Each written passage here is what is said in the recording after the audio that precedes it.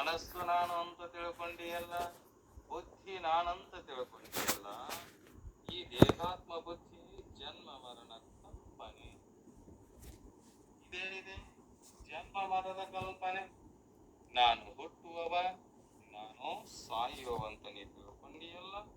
ಇದೇ ಸಂಸಾರಿಕ ಬಂಧನ. ನಾನು ಹುಟ್ಟುವವ, ನಾನು ಸಾಯುವವ, ನಾನು ದುಃಖಿ, ನಾನು ಕರ್ತ, ನಾನು ಭೋಕ್ತ ಅಂತ ನೀ ತಿಳ್ಕೊಂಡಿಯಲ್ಲ. ಇದುವೇ ನಿನ್ನ ಸಂಸಾರಿಕ ಬಂಧನ. ಇದೇ ಮಾಡ್ತತಿ ಜೀವನನ್ನ ಸುತ್ತುವರೆದಿದೆ. ನೀನು ಸಾಯುವವನು ಅಲ್ಲ, ನೀನು ಹುಟ್ಟುವವನು ಅಲ್ಲ. ನಿನ್ನಲ್ಲಿ ಸಾವು ಇಲ್ಲ, ನಿನ್ನಲ್ಲಿ ಹುಟ್ಟು ಇಲ್ಲ. ನೀ ಏನಿದೆ? ಆ ಬ್ರಹ್ಮ ಸ್ವರೂಪನೇ ನೀನದೆ. ಇಲ್ಲದ ಅಪವಾದವನ್ನ ಬ್ರಹ್ಮ ಸ್ವರೂಪದ ಮೇಲೆ ಮಾಡಿ, ತಾನಲ್ಲದ, ತನ್ನದಲ್ಲದ ಅದನ್ನ ತನ್ನ ಮೇಲೆ ಆರೋಪ ಮಾಡಿಕೊಂಡು ನಾನು ಹುಟ್ಟುವವ, ನಾನು ಸಾಯುವವ, ಇದು ದೇಹ ನಾನು, ಇಂದ್ರಿಯಗಳ ನಾನು, ಇಲ್ಲದ ಅಪವಾದವನ್ನ ಮಾಡಿಕೊಂಡು, ಇಲ್ಲದ ಕರ್ತವ್ಯದಲ್ಲಿ ಪ್ರಚೋದನೆ ಮಾಡಿಕೊಂಡು ನೀನಗೆ ಈ ಸಂಸಾರ ಬಂಧನದಲ್ಲಿ ದುಃಖವನ್ನ ಅನುಭವಿಸಬೇಕಿಪ್ಪ. ಅದಕ್ಕಿದೇನಿಲ್ಲ, ಸ್ವರೂಪತಃ ವಿಮುಕ್ತ ಚೇತನನಾದ ಜೀವ ಹೀಗೆ ಅನಾತ್ಮ ಕಲ್ಪನೆಗಳ ಜಾಲದಲ್ಲಿ ಸಿಲುಕಿಕೊಳ್ಳಲು ಪ್ರಧಾನ ಕಾರಣ ಯಾವುದು? ಅದು ಅವಿದ್ಯೆ. ಅವಿದ್ಯೆ ಆವರಿಸಿದಾಗ, ಅಜ್ಞಾನ ಆವರಿಸಿದಾಗ ಏನಾಗೆ ನೀವು ಜೀವ ಬದ್ಧಗೆನಲ್ಲ, ಅದರಂತೆ ನಾವು ಬದ್ಧರಾಗಿ ಅದು ಏನ್ ಮಾಡ್ಬೇಕು? ಆತ್ಮ ಜ್ಞಾನದಿಂದ ನಮ್ಮ ಅವಿದ್ಯೆಯನ್ನ, ನಮ್ಮ ಅಜ್ಞಾನವನ್ನ, ನಮಗ ಆವರಿಸಿದ ಅಜ್ಞಾನವನ್ನ ಮೆಲ್ಲನೆ ಸರಿಸಿ ನಮ್ಮ ನಿಜವಾದ ಆತ್ಮ ಸ್ವರೂಪದ ಕಡೆ ನಾವು ಹೋಗ್ಬೇಕು. ಪ್ರಧಾನ ಕಾರಣ ಅವಿದ್ಯಾ. ಅದನ್ನ ಅಳಿಸಿದರೆ, ಇದಕ್ಕೆ ನಂತರ ಸಾಂಖ್ಯ ಬುದ್ಧಿ ಸಮನಿಸಿದರೆ ಜೀವ ಪರಮರ ಐಕ್ಯ ವಿಮಲ ಯೋಗ ಇದೇ ಪ್ರಸ್ತುತ ವಿಷಯ.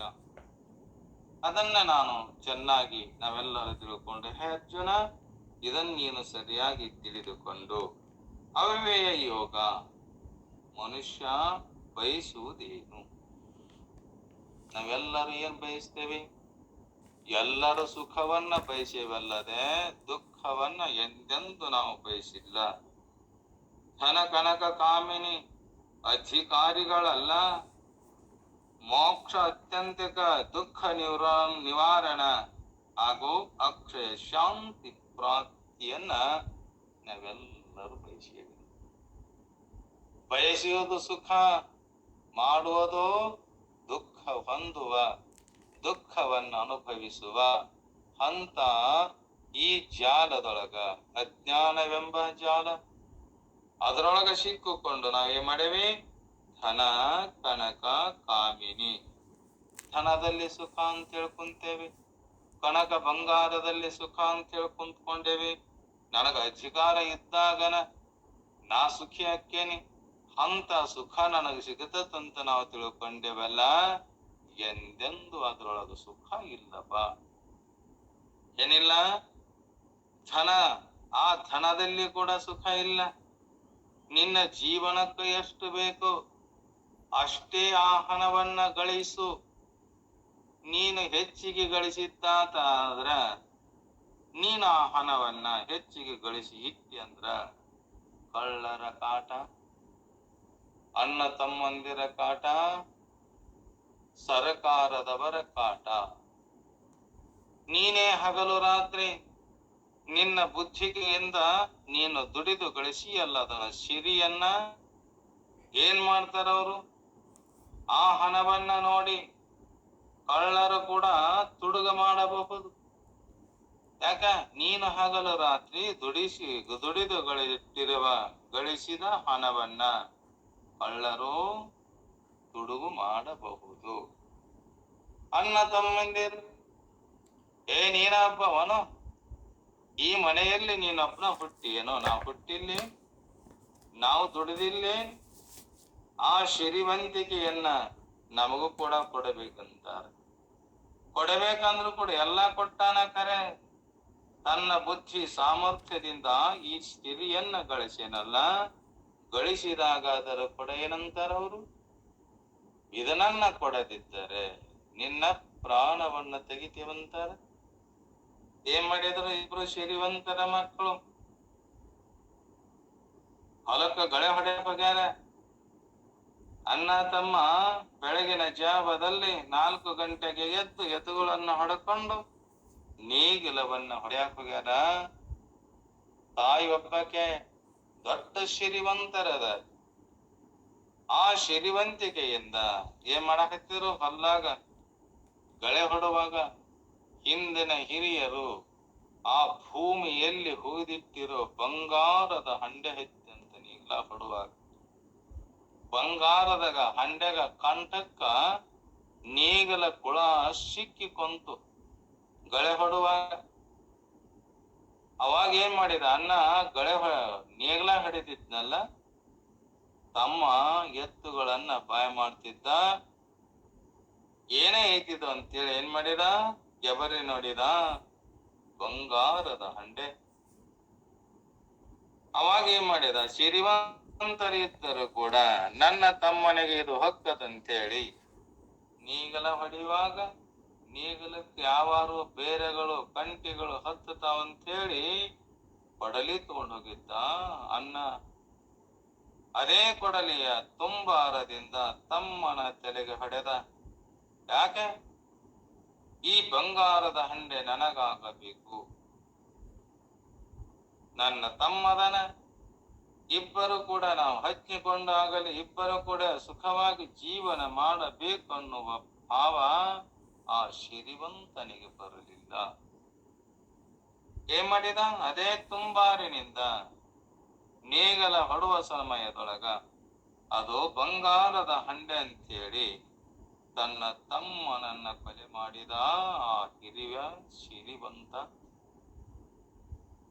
ಹೊಲದಲ್ಲಿ ಅಲ್ಲೇ ಶೃಂಗಾದ ಬನೆವಿತ್ತು. ಇನ್ನ ತಾಯಿ ಬರ್ತಾಳ, ಯಾರಾದರೂ ಮಕ್ಕಳ ಹೊಲದಾರ ಬರ್ತಾರಂತೇಳಿ ಆ ಸತ್ತ ಹೆಣವನ್ನ ಏನ್ ಮಾಡಿದ, ಶೇಂಗಾದ ಬಣವೆಯ ಹೊಟ್ಟಿನಲ್ಲಿ ಮುಚ್ಚಿದ ಆ ಶ್ರೀಮಂತ. ತಾಯಿ, ನನ್ನ ಮಕ್ಕಳು ಬೆಳಗ್ಗಿನ ನಸಿನಾಗ 4 ಗಂಟೆಗೆ ಹೋಗ್ಯಾರ, ನೇಗ್ಲ ಗಳೆ ಹೊಡ್ಯಾಕ್ ಹೋಗ್ಯಾರ 2 ಮಕ್ಕಳು.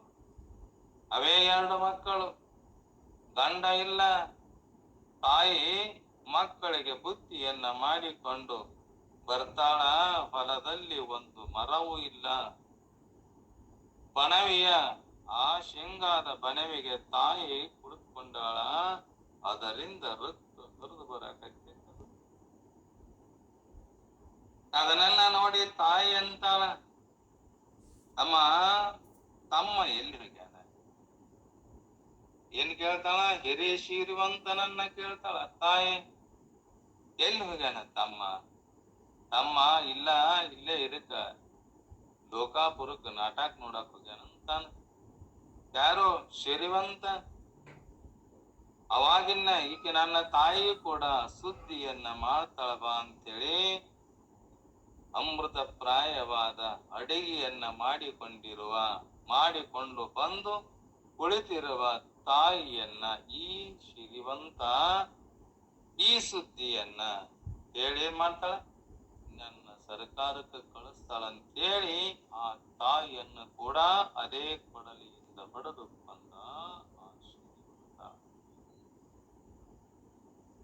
ಅದೇ ಬನವಿಯಲ್ಲಿ ತಾಯಿಯ ಹೆಣವನ್ನು ಕೂಡ ಎಳೆದು ಹಾಕಿದ. ಊಟ ಮಾಡಲಿಲ್ಲ. ನನ್ನ ಮಕ್ಕಳು 2 ಅದಾವ, ಗಂಡನ ಇಲ್ಲ, ನಾನರ ಸುಖವಾಗಿ ನನ್ನ ಮಕ್ಕಳನ್ನ ನೋಡಿ ಈ ಸಿರಿಯನ್ನ ನೋಡಿ ಸಂತೋಷದಿಂದ ಇರಬೇಕಂದ ತಾಯಿಯನ್ನ ಎದಕ್ಕಾಗಿ ಕೊಂದವ? ಈ ಸಿರಿಗಾಗಿ, ಬಂಗಾರದ ಸುಖಕ್ಕಾಗಿ. ಶ್ರೀಮಂತ ತನ್ನ ತಮ್ಮನನ್ನ ಕೂಡ ಕೊಂದ. ಹಡೆದ ತಾಯಿಯನ್ನ 9 ತಿಂಗಳ ಪರ್ಯಂತರವಾಗಿ ತನ್ನ ಹೊಟ್ಟೆಯಲ್ಲಿಟ್ಟುಕೊಂಡು ಜೋಪಾನ ಮಾಡಿದ, ತನ್ನ ಅಮೃತಪಾಯವಾದ ಹಾಲನ್ನ ಕುಡಿಸಿದ, ತುತ್ತು ಮಾಡಿ ಉಣಿಸಿದ ತಾಯಿಯನ್ನ, ಮಲಮೂತ್ರಗಳನ್ನ ಸ್ವಚ್ಛ ಮಾಡಿ ನನ್ನ ಮಕ್ಕಳು ಸುಖವಾಗಿರ್ಲಂತೇಳಿ ಬೆಳೆಸಿದ ತಾಯಿಯನ್ನ, ತುತ್ತು ಕೊಟ್ಟ ತಾಯಿಯನ್ನ, ಹಾಲು ಕೊಟ್ಟ ತಾಯಿಯನ್ನ ಏನ್ ಮಾಡಿದೀವ? ಆ ಸಿರಿವಂತಿಗಾಗಿ ಬಂಗಾರ ನನಗ ಬೇಕು ಅಂತೇಳಿ ತಾಯಿಯನ್ನ ಬಂದ ಆ ಸಿರಿವಂತ. ಅದೇ ಬಣವಿ ಒಳಗ ತಾಯಿಯನ್ನ ಮುಚ್ಚಿದ ರಾತ್ರಿ ಇನ್ನು ಹಗಲಿ ತಗೊಂಡವ್ರು ಯಾರು ಹುಡುತಾರಂತೆ ಮಾಡಿದ.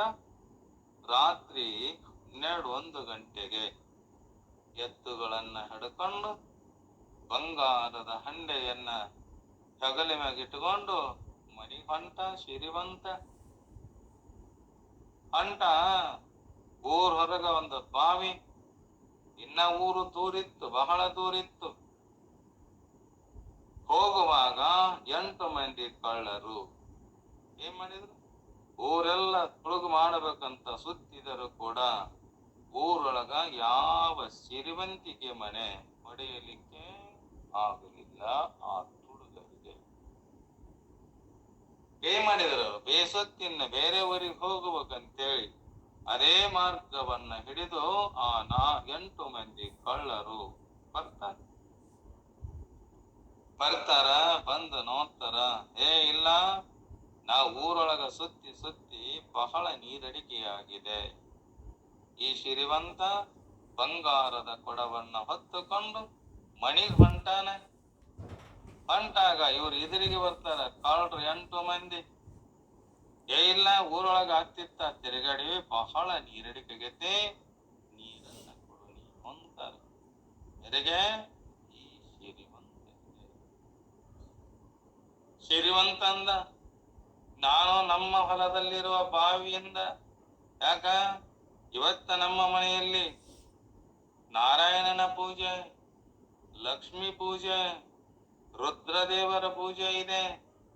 ಅದಕ್ಕೆ ನಾನು ಮಡಿಯಾಗಿ ಈ ನೀರನ್ನ ದೇವನಿಗಾಗಿ ತೆಗೆದುಕೊಂಡು ಹೊಂಟೇನಿ ಅಂದ ಸಿರಿವಂತ. ಅವರಂದ್ರು, ಇಲ್ಲ, ನಮಗ ಬಹಳ ನೀರಡಿಕೆಯಾಗಿದೆ. ಊರೆಲ್ಲ ಸುತ್ತಬೇಕಾರೆ ಎಷ್ಟೋ ಪ್ರಯತ್ನ ಮಾಡಿ ಸಿರಿವಂತರ ಮನೆಯನ್ನ ಕಳ್ಳತನ ಮಾಡಬೇಕಂತೇಳಿ ನಮಗೀಗ ಬಹಳ ನೀರಡಿಕೆಯಾಗಿದೆ, ನೀರನ್ನ ಕೊಡು ನೀನು. ಕಳ್ಳಂತರ ಸಿರಿವಂತನಿ. ಅವಾಗಂತ ನೀ ಕೊಡ್ತೀಯಾ ಅಥವಾ ನಿನ್ನನ್ನ ಇಲ್ಲೇ ಮುಗಿಸು ಕಳ್ಳಂತ. ಅವ್ರ 4 ಮಂದಿ, ಇವಾದನ ಒಬ್ಬವ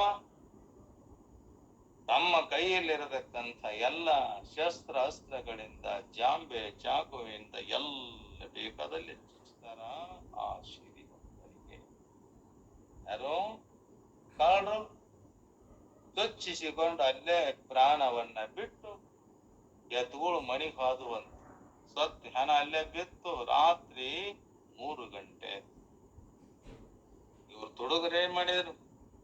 ಅದೇ ಬಂಗಾರದ ಹಂಡೆಯನ್ನ ತೆಗೆದುಕೊಂಡು ಅಲ್ಲೇ ಮತ್ತೊಂದು ಬಾವಿ ಇತ್ತಂತ, ಬಾವಿಗೆ ಹೋಗಿ ಅದು ನೀರು ತುಂಬಿತ್ತು.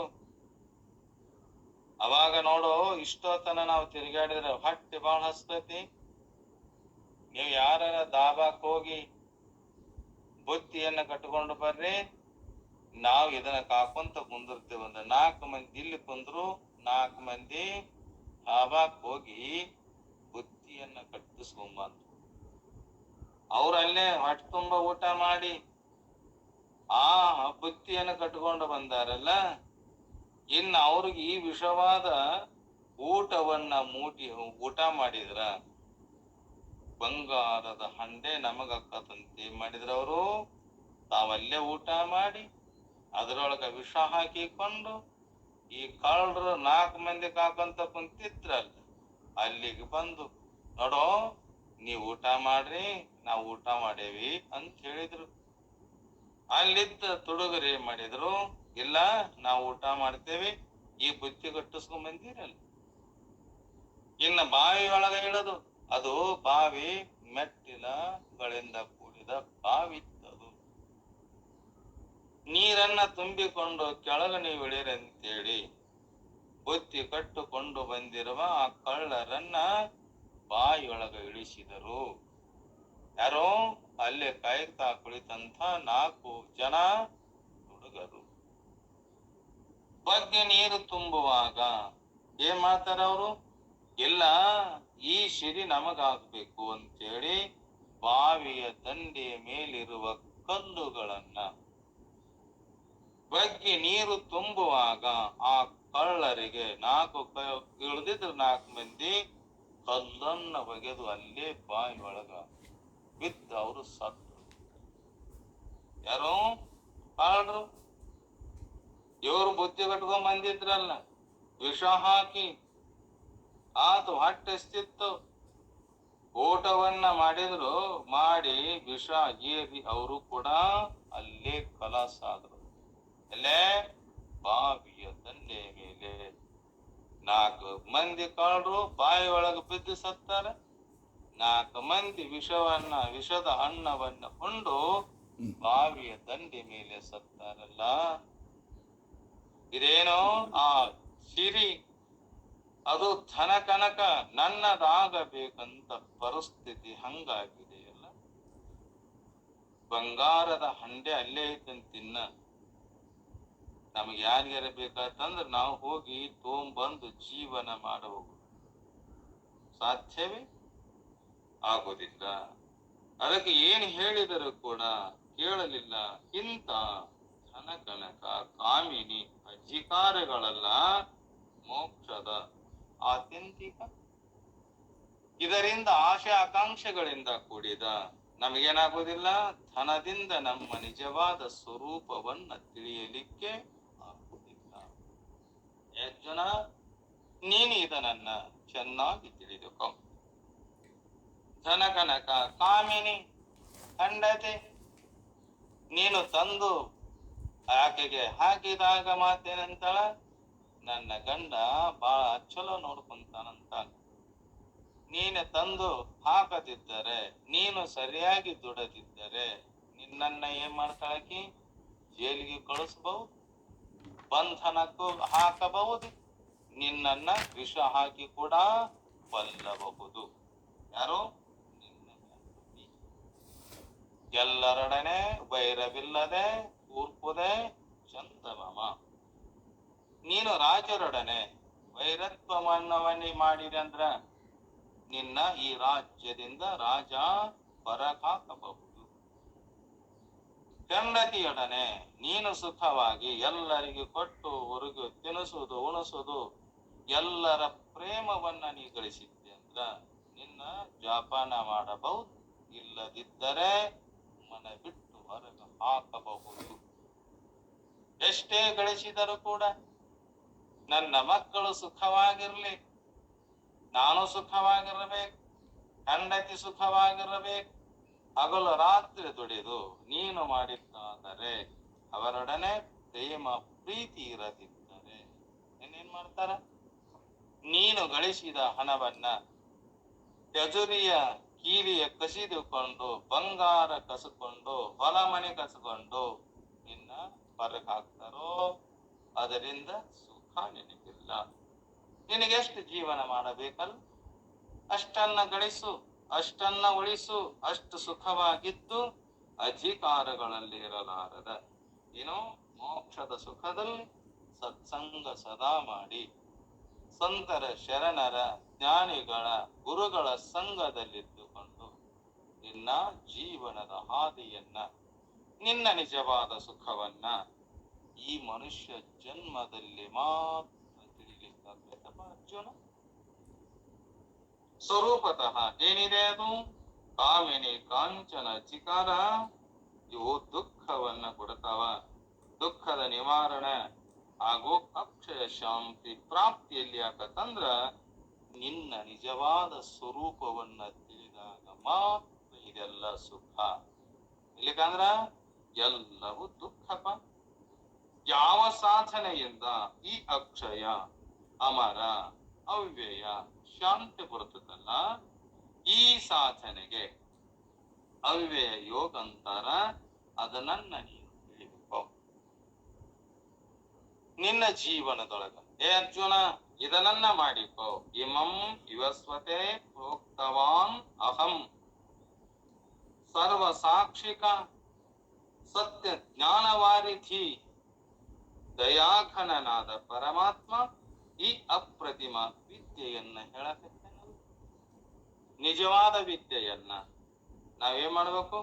ಜೀವನದಲ್ಲಿ ವಿಶ್ವ ಪ್ರಯತ್ನ ಮಾಡಿ ಇಂಥ ವಿದ್ಯೆಯನ್ನ ನಾವು ಕಲಿಬೇಕು.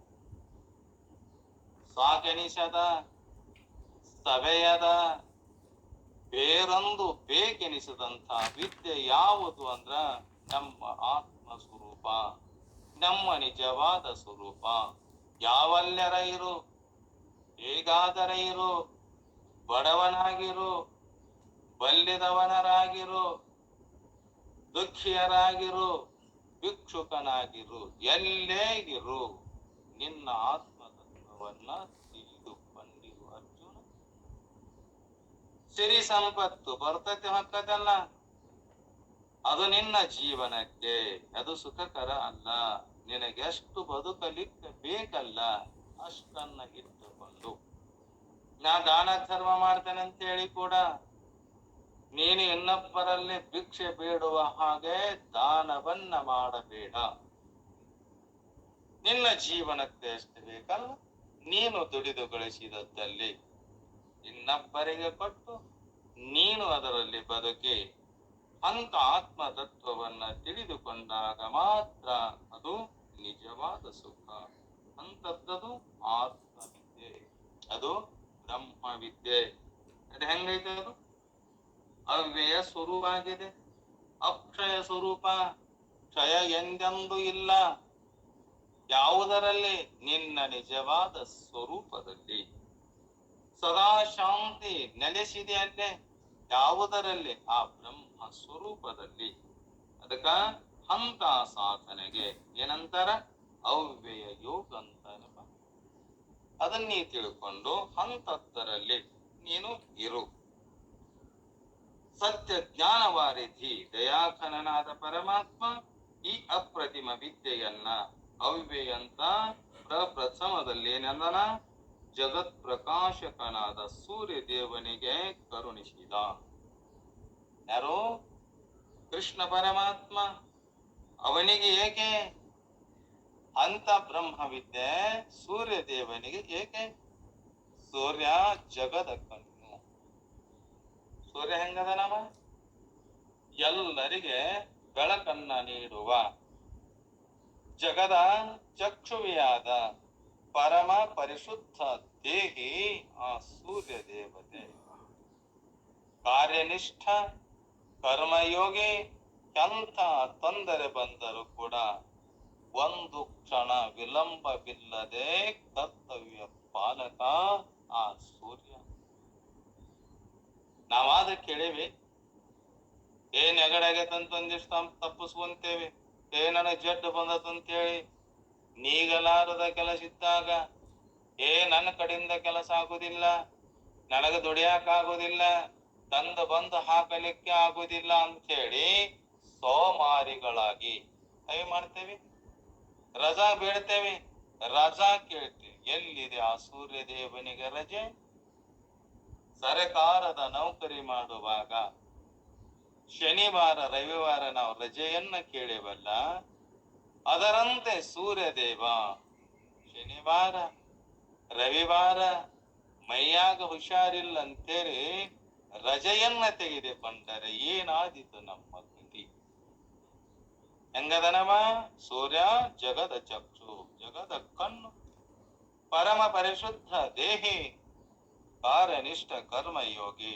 ತೊಂದರೆ ಬಂದರು ಒಂದು ಕ್ಷಣ ವಿಳಂಬವಿಲ್ಲದೆ ಕರ್ತವ್ಯ ಮಾಡತಕ್ಕಂಥ ಆ ಸೂರ್ಯನಿಗೆ ನಾನೇ ಆತ್ಮಜ್ಞಾನವನ್ನ ಹೇಳೇನ ಅರ್ಜುನ. ಮಹಾನ್ ಆಗಸದಲ್ಲಿ ಜಾಜ್ವಲ್ಯಮಾನನಾಗಿ ಕಂಗೊಳಿಸುವ ಸಾಮ್ರಾಟ ಆ ಸೂರ್ಯ. ಮನುಕುಲ ಹಾಗೂ ಜೀವ ಜಂತುಗಳೆಲ್ಲ ಅವನ ಆಧಿಪತ್ಯಕ್ಕೆ ಒಳಗಾಗಿವೆ. ಈಗ ಸೂರ್ಯ ಅರುಣೋದಯ ಆದಾಗ ಸೂರ್ಯ ಪ್ರಕಾಶ ತನ್ನ ಕಿರಣಗಳಿಂದ ಇಡೀ ಬ್ರಹ್ಮಾಂಡವನ್ನ ಬೆಳಗ್ಗೆನಲ್ಲ. ಯಾರೋ ಸೂರ್ಯ. ಅಂತ ಸೂರ್ಯನಿಗೆ ನಾ ಹೇಳೇನೋ ಅರ್ಜುನ, ನೀನು ಭಗವಂತನ ಉಪದೇಶ ಪಡೆಯಲು ಇವನಿಗಿಂತ ಯೋಗ್ಯನಾದ ಅಧಿಕಾರಿಯಾಗಿಪ್ಪ ನೀನು. ಯಾರಕ್ಕಿಂತ? ಸೂರ್ಯನಕ್ಕಿಂತಲೂ ಕೂಡ ಚಕ್ಷುವಿಯಾದ ಜಗತ್ತನ್ನ ಬೆಳಗುವ ಅಂತ ಸೂರ್ಯನಕ್ಕಿಂತಲೂ ಕೂಡ ನಿನಗೆ ಶ್ರೇಷ್ಠ ಆಗ್ಯಪ್ಪ ಅರ್ಜುನ.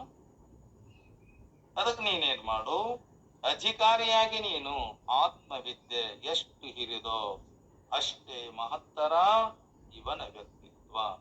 ಯಾರ್ದು? ಅರ್ಜುನನ ವ್ಯಕ್ತಿತ್ವ ಅಂತ ಶ್ರೇಷ್ಠವಾದಂತ ವ್ಯಕ್ತಿತ್ವ ಇತ್ತಂತೆ. ಅದಕ್ಕ ಆತ್ಮವಿದ್ಯೆ ಗಾಳಿಯಲ್ಲಿ ತೂರಿ ಬಿಡುವ ಕ್ಷುಲ್ಲಕ ಸಂಪದವಲ್ಲ ಇದು. ಈಗ ನಾವು ರಾಶಿಯನ್ನ ಮಾಡಬೇಕಾದ್ರ ಗಾಳಿ ಬಿಟ್ಟಾಗ ಅದರಲ್ಲಿರತಕ್ಕಂಥ ದೌಡು ಪಟ್ಟು ತೂರ್ತೇವಲ್ಲ, ಹಂಗ ತೂರುವಂತ ಇದು ಅಲ್ಲ. ಏನಲ್ಲ? ಆತ್ಮವಿದ್ಯೆ ಗಾಳಿಯಲ್ಲಿ ತೂರಿ ಬಿಡುವ ಕ್ಷುಲ್ಲಕ ಸಂಪದವಲ್ಲಪ್ಪ ಇದು. ಅಯೋಗ್ಯ ವ್ಯಕ್ತಿಗಳಿಗೆ ಅದನ್ನ ನೀಡಿದರೆ ಆಗುವ ಲಾಭ ಏನು? ಒಳ್ಳೆಯವರದರ ತಿಳಿಯುವ ಸಾಮರ್ಥ್ಯ ಇದೆ, ಅಂತವರಿಗೆ ಆತ್ಮವಿದ್ಯೆಯನ್ನ ನೀಡಿದರೆ ಆಗುವ ಲಾಭ ದಿನವಿಡೀ ತುತ್ತು ಅನ್ನ, ನಾಲ್ಕಡಿ ಬಟ್ಟೆ, ಹೆಂಡತಿ, ಭೂಮಿ, ಗುಡಿಸಲುಗಳಿಗಾಗಿ ಕಂಗೆಟ್ಟ ಜನತೆ ಈ ಬೋಧಾಮೃತದ ಬೆಲೆಯನ್ನರಿಯಬಹುದೇ? ಯಾವುದ್ರ? ಈ ಗೀತಾಮೃತದ ಬೋಧೆಯನ್ನ ಅರಿಯಬಹುದೇ? ವಿಷಯಾಸಕ್ತರಿಗೆ ಪರಮ ವಿದ್ಯೆ ನೀಡುವ ಹೊಳೆಯಲ್ಲಿ ಜೇನುತುಪ್ಪ ಸುರಿಯುವುದು ಒಂದೇ. ಇದೇ ಸತ್ಯ, ಇದೇ ಸ್ವರ್ಗ, ಇದರಲ್ಲಿ ನಿಜವಾದ ಸುಖ ಇದೆ. ಎಲ್ಲಿ ಸತ್ಸಂಗ ಮಾಡೋದು, ಎಲ್ಲಿ ಶರಣರ ಸಂಘ ಮಾಡೋದು, ಎಲ್ಲಿ ಆತ್ಮಚಿಂತನೆ ಮಾಡೋದು, ಇದರೊಳಗ ಸುಖ ಐತಂತ ಕುಂತವರಿಗೆ ಹೊಳೆಯಲ್ಲಿ ಜೇನು ತುಪ್ಪ ಸುರುವಿದಂತೆ. ಹೊಳೆಯಲ್ಲಿ ಹೋಗಿ ಹುಣಸಿ ಹಣ್ಣು ಹಿಂಡಿದರೂ ಕೂಡ ಅದೇ ನಾವು ಸಾರಾಗಲಿ ಪಲ್ಯ ಆಗಲಿ ತಿನ್ನಲಿಕ್ಕೆ ಉಪಯೋಗ ಆಗ್ತದೇನು? ಅಲ್ಲೇ ಆ ನದಿಯಲ್ಲಿ ಸುರಿದಾಗ ಸಕ್ಕರೆಯನ್ನ, ಬೆಲ್ಲವನ್ನ ನೀರೇ ಹರಿದು ಹೋಗುವ ನೀರಿನೊಳಗ ಸುರಿವಿದರೆ ನಮಗೇನಾದರೂ ಪ್ರಯೋಜನ ಆಗ್ತದೇನು? ಆಗುವುದಿಲ್ಲ. ಆತ್ಮವಿದ್ಯೆ ಪಡೆಯಲು ಯೋಗ್ಯತೆ ಅಗತ್ಯವಾಗಿದೆ. ಇಂಥ ಆತ್ಮವಿದ್ಯೆಯನ್ನ ನಾವು ಪಡ್ಕೋಬೇಕಾಗೇನಾಗೈತೆ? ಬಹಳ ಯೋಗ್ಯತೆ ಬೇಕಂತ. ತೇಜಸ್ವಿ ಓಜಸ್ವಿಗಳಾದ ನಿರ್ಮಲಾಂತಃಕರಣದ ವ್ಯಕ್ತಿಗಳೇ ನಿಜವಾದ ಅಧಿಕಾರಿಗಳು. ಅಧಿಕಾರ ಹೆಂಗಿರಬೇಕು? ನಿರ್ಮಲವಾಗಿರಬೇಕು ನಮ್ಮ ಮನಸ್ಸು, ಅಂತಃಕರಣ, ಚತುಷ್ಟ ಏನಿದೆಯಲ್ಲ, ಮನಸ್ಸು, ಬುದ್ಧಿ, ಚಿತ್ತ, ಅಹಂಕಾರ ಬಹಳ ಪವಿತ್ರವಾಗಿರಬೇಕು.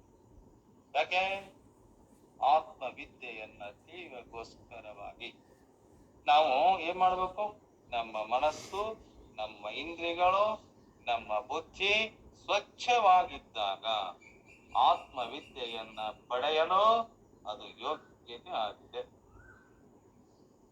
ಈ ವಿದ್ಯಾ ಸಂಪಾದನೆಗೆ ಊರಿನ, ನಾಡಿನ, ದೇಶದ ಆಡಳಿತ ಸೂತ್ರ ಹಿಡಿದ ಸಮರ್ಥ ಮುಂದಾಳುಗಳು ಕೂಡ ಜನಬಲ, ಧನಬಲ, ಬುದ್ಧಿ ಬಲವುಳ್ಳ ಕಾರ್ಯಶೀಲ ಜಾನರು. ಇವರು ತಕ್ಕ ವ್ಯಕ್ತಿಗಳು, ಅರಿತ ಅನುಭಾವಿಗಳು, ಮಹಾ ಪುರುಷರು, ಮಹಾನ್ ಗುರುಗಳು. ತಾವು ಪಡೆದ ಜ್ಞಾನ ರತ್ನವನ್ನ ಭಿಕ್ಷುಕರ, ದೀನ ದಲಿತರ ಪರಿಗೆಗೆ ಹಾಕದೆ ಇಂಥ ನೇತಾರರ ಹೃದಯದಲ್ಲಿ ನ್ಯಸ್ತಗೊಳಿಸಬೇಕು. ಯಾದಕ್ಕಾಗಿ ಅವ್ರು ಮಾಡ್ಯಾರ? ಎಲ್ಲರ ಹಿತಕ್ಕಾಗಿ ತಮ್ಮ ದೇಹವನ್ನ ಊದಿನ ಕಟ್ಟಿ ಹಾಗೆ ಸುಟ್ಟುಕೊಂಡು ಎಲ್ಲರೂ ಕೂಡ ಯಾವಾಗ ಉದ್ಧಾರ ಆಗ್ಯಾರ, ಯಾವಾಗ ತಮ್ಮ ನಿಜವಾದ ಸ್ವರೂಪವನ್ನ ತಿಳ್ಕೊಂಡಾರ, ಸಕಲ ಜೀವಿಗಳು ಕೂಡ ಆತ್ಮವಿದ್ಯೆಯನ್ನ ಪಡ್ಕೊಂಡು ಯಾವಾಗ ಅವು ಸುಖವಾಗಿ ನಿಜವಾದ ಸುಖವನ್ನ ಪಡಿತಾರಂತೇಳಿ ಮಾಡ್ತಾರ.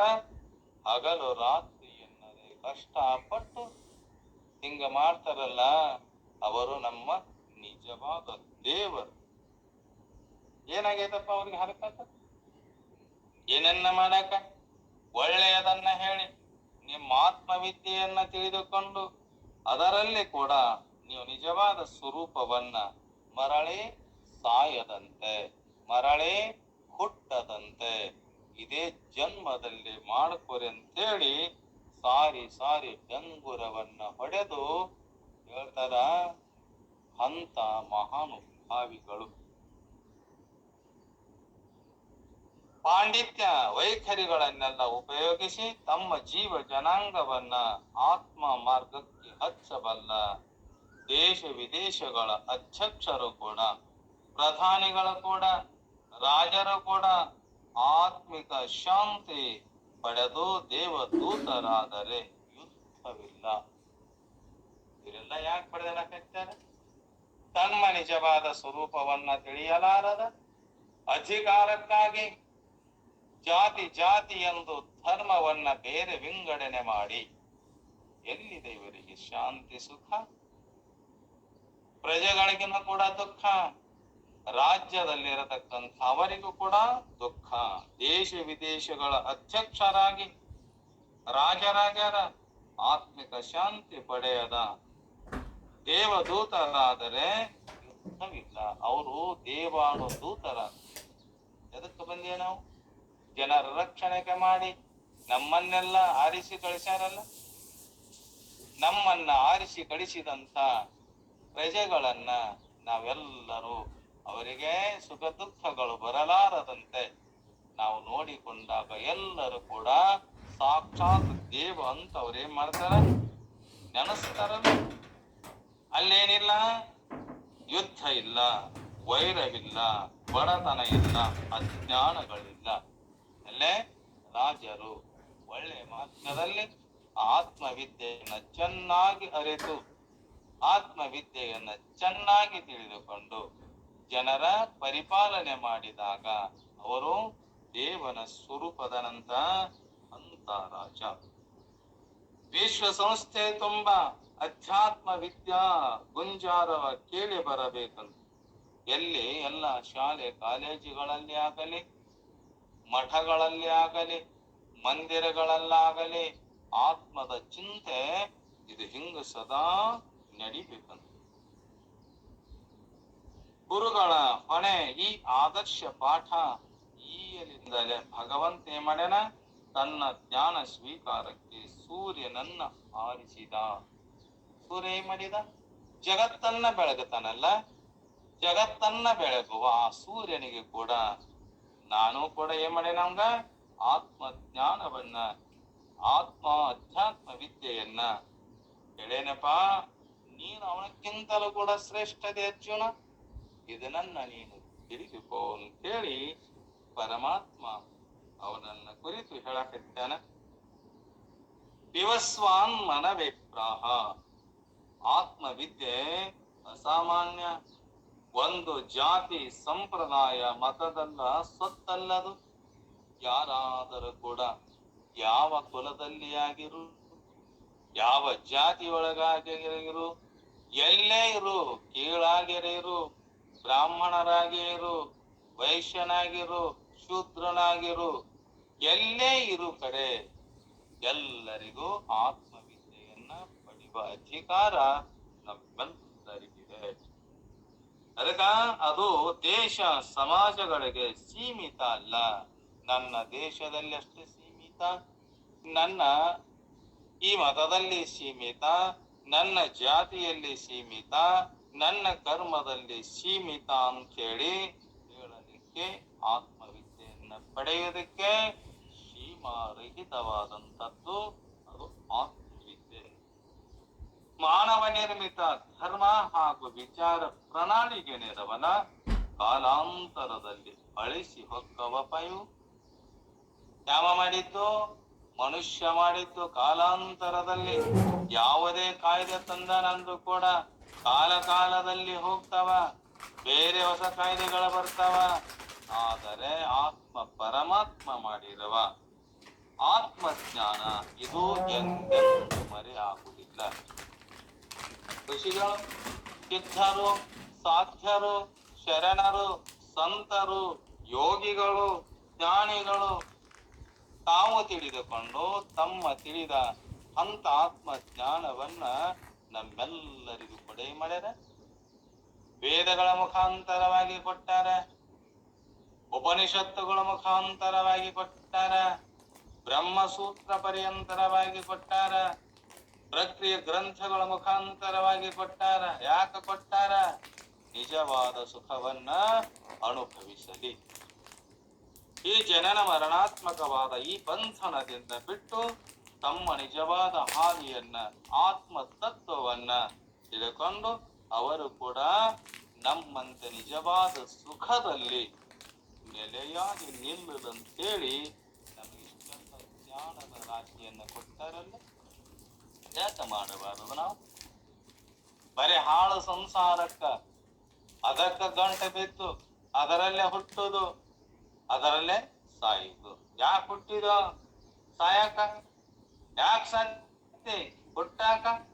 ಅದಕ್ಕ ಹಂಗಾಗಲಾರದ ಈ ಮನುಷ್ಯ ಜನ್ಮವನ್ನ, ಅರಿವಿನ ಜನ್ಮವನ್ನ ನಾವು ತೆಗೆದುಕೊಂಡು ಬಂದು ನಮ್ಮ ಆತ್ಮ ತತ್ವವನ್ನ ನಿಜವಾಗಿ ನಾವು ತಿಳಿದುಕೊಂಡು, ಹೇ ಅರ್ಜುನ, ನೀನು ಇದನ್ನ ಮಾಡಕೋ. ಯಾಕೆ?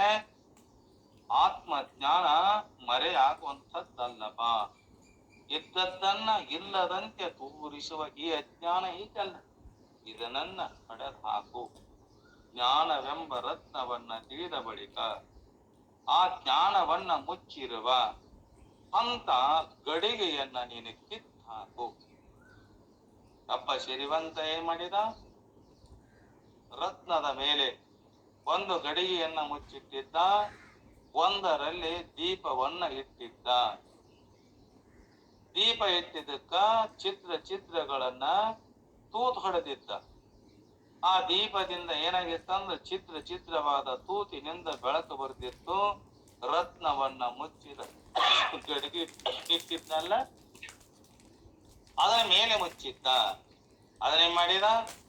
ತನ್ನ ಜ್ಞಾನದ ಶಕ್ತಿಯಿಂದ ಒಂದು ಕೋಲನ್ನ, ಗಡಿಗೆಯನ್ನ ಒಡೆದಾಗ ಆ ರತ್ನ ಪ್ರಕಾಶಮಾನ ಎಲ್ಲಾ ಕಡೆ.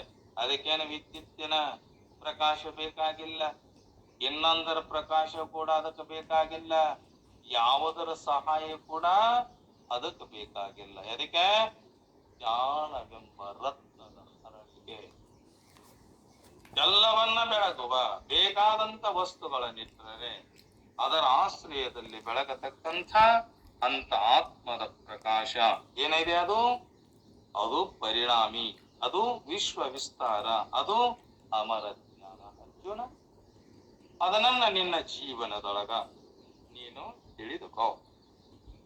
ಸೂರ್ಯ ಅದನ್ನ ವಿಂಗಡಿಸಿಕೊಂಡ ಜಗತ್ತಿನ ಆಗು ಹೋಗುಗಳಿಗೆ ಮಣ ಹಾಕದೆ ಪ್ರಶಾಂತ ಚಿತ್ತನಾದ ಆ ಸೂರ್ಯ ಸ್ಥಿತಪ್ರಜ್ಞ ಅವಸ್ಥೆಯನ್ನ ಹೊಂದಿದ.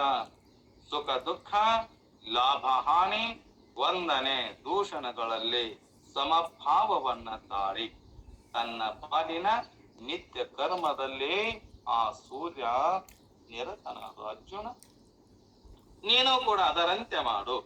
ಅವಪ್ಪ ಏನದನ? ಮಹಾಕರ್ಮ ಯೋಗಿ. ನೀನರ ಕರ್ಮವನ್ನ ಮಾಡುವುದನ್ನ ಕುಂತಿಯಲ್ಲ, ನನಗ ಜ್ಞಾನ ಒಂದೇ ಹೇಳು ಪರಮಾತ್ಮ, ನನಗ ಕರ್ಮ ಬೇಡ ಅಂತ ನೀ ಕುಂತಿಯಲ್ಲ. ಇಂಥ ಸೂರ್ಯ ಏನ್ ಮಾಡ್ಯಾನವ? ಸ್ಥಿತ ಪ್ರಜ್ಞ ಅವಸ್ಥೆಯಲ್ಲಿ ಹೊಂದಿದ. ಸುಖ ದುಃಖ ಲಾಭ ಹಾನಿ ವಂದನೆ ದೂಷಣಗಳಲ್ಲಿ ಸಮಭಾವವನ್ನ ತಾಳಿ ಎಲ್ಲವ ಏನಂತ ತಿಳ್ಕೊಂಡನವ? ಸಮವಾಗಿ ತಿಳಿದುಕೊಂಡು ತನ್ನ ಪಾಲಿನ ಕರ್ತವ್ಯವನ್ನ ನಿತ್ಯ ಕರ್ಮದಲ್ಲಿ ಏನಾಗ್ಯಾನವ? ನಿರತರಾಗ್ಯಾನವ ಸೂರ್ಯ. ನೀನು ಕೂಡ ಹಂಗ ಮಾಡು. ಕರ್ತೃತ್ವ ಭಾವ ವಿರಹಿತ ಸಂತ.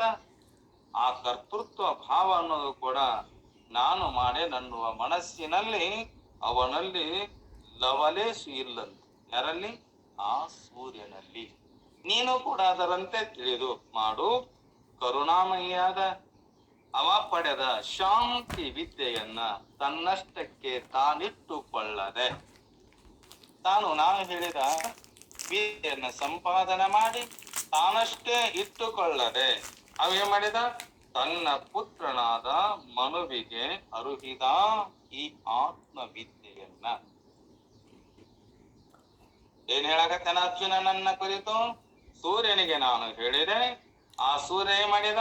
ತನ್ನಷ್ಟಕ್ಕೆ ತಾನು ಇಟ್ಟುಕೊಂಡರೆ ಇದು ಜ್ಞಾನಾಮೃತ ಹರಡುವುದಿಲ್ಲ ಅಂತ ಮಾಡಿದ? ತನ್ನ ಮಗನಾದ ಮನುವಿಗೆ ಆ ಸೂರ್ಯ ಹೇಳಿದ. ಆ ಮನು ಮುನಿ ಋಷಿ ಏನ್ ಮಾಡಿದ? ವಿಕ್ಷಾಕು ರಾಜನಿಗೆ ತಿಳಿಸಿದ. ಅವನು ಕೂಡ ನಾ ತಿಳ್ಕೊಂಡೇನೆ, ನನ್ನ ತಂದೆ ಹೇಳಿರುವ ಅಧ್ಯಾತ್ಮ ವಿದ್ಯೆಯನ್ನ ನಾನು ತಿಳ್ಕೊಂಡೇನಲ್ಲ, ನಾನೇ ತಿಳಿದುಕೊಂಡು ನನ್ನಲ್ಲಿ ಇಟ್ಟುಕೊಂಡರೆ ಇದು ಕೂಡ ಏನಾಗುವುದಿಲ್ಲ, ಪ್ರಚೋದನೆ ಎಲ್ಲ ಕಡೆ ಹರಡುವುದಿಲ್ಲ ಅಂತ ಮಾಡಿದ ಮನು ಋಷಿ ಕೂಡ ಆ ವಿಕ್ಷಾಕು ರಾಜನಿಗೆ ಆ ಆತ್ಮ ವಿದ್ಯೆಯನ್ನ ಹೇಳಿದ ಅರ್ಜುನ. ಅದಕ್ಕ ಇಂಥ ವಿಷಯವನ್ನ ನಾವು ಕಲಿತ ವಿದ್ಯೆಯನ್ನ ಇನ್ನೊಬ್ಬರಿಗೆ ತಿಳಿಸಿ ಹೇಳಿ, ಇನ್ನೊಬ್ಬರಿಗೆ ಅದನ್ನ ಅರುಹಿ ಅಂತ ಆನಂದದಲ್ಲಿ ನಾವು ತಲ್ಲೀನರಾಗಿ, ಆತ್ಮ ಪ್ರಕಾಶದಲ್ಲಿ ನಾವು ತಲ್ಲೀನರಾಗಿ ಶಾಂತಿ ಸುಖ ನೆಮ್ಮದಿ ಪಡೆಯುವಂತ ಸದ್ಬುದ್ಧಿಯನ್ನ ಆ ಸದ್ಗುರುನಾಥ ನಮ್ಮ ನಿಮ್ಮೆಲ್ಲರಿಗೆ ಕೊಟ್ಟು ಕಾಪಾಡಿ. ವಿಷಯ ಇನ್ನ ಬಹಳಿದೆ, ಸಮಯ ಮುಗಿದಿದೆ. ಅದಕ್ಕೆ ಅಂತ ಚಿಂತನೆಯನ್ನ ಮತ್ತೆ ನಾಳೆಯ ದಿನದಲ್ಲಿ ಎಲ್ಲರೂ ಸಮಯ ಸಿಕ್ಕಾಗ ಚಿಂತನ ಮಾಡಂಬಲ್ಲಿಗೆ 2 ವಾಕ್ಯ ಪುಷ್ಪಗಳನ್ನ ಸದ್ಗುರುನಾಥರ ಚರಣಾರವಿಂದಗಳಲ್ಲಿ ಶ್ರೀಕೃಷ್ಣ ಪರಮಾತ್ಮನ ಲಿಲಾವರೆಗಳಲ್ಲಿ ಸಮರ್ಪಿಸಿ ತಮ್ಮೆಲ್ಲರಿಗೂ ಶರಣು ಶರಣಾರ್ಥಿಗಳು. ಶಿವಸ್ವರೂಪಿಗಳೇ. ಓಂ ಸಹನಾ ಭವತು ಸಹನೌ ಭುನಕ್ತು ಸಹ ವೀರ್ಯಂ ಕರವಾವಹೈ ತೇಜಸ್ವಿನಾವಧೀತಮಸ್ತು ಮಾ